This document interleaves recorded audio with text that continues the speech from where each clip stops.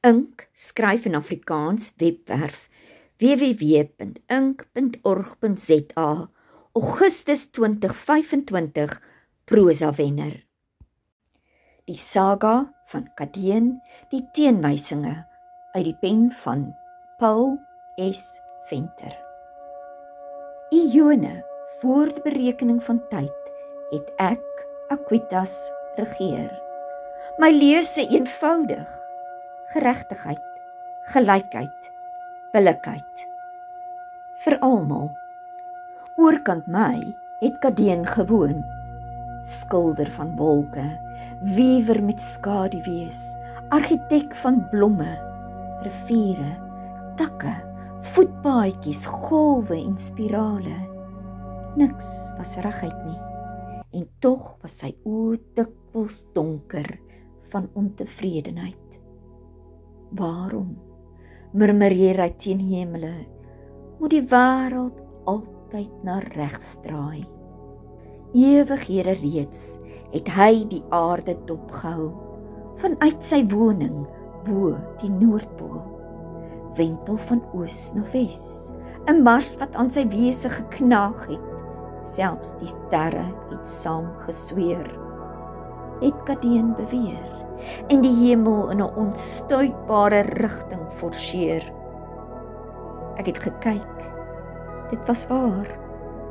Een skemeruur, sat vir toegee en kompromie, het Kadeen sy hande in die lug gegooi. Genoeg! En die aarde aan sy as gegryp, met 'n kreet en 'n krag wat deur vulkane en seebodems en kraanse en skeure weer galm, het hy die draai tot stilstand gedwing.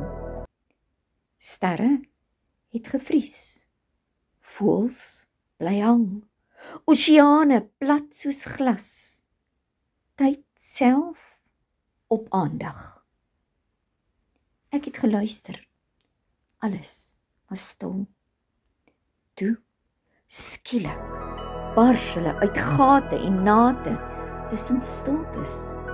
Orthous en rectorie, regshandiges, geharnas in simmetriese reëls, holkoms in kristalle en meetkundige gehul, met vure regverdigheid in hul oë het hulle neergedaal, vuiste gebal, reg verveg.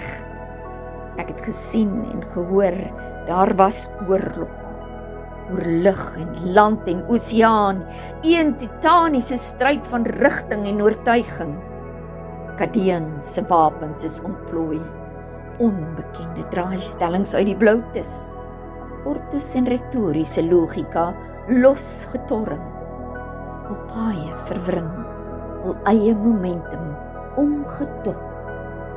Geometria met ironia verjaag, die regterhand se leerskare antwoord met 'n blitsende storm van donderende reëls en taboes. Wapens hoog in 'n poging om chaos te tem.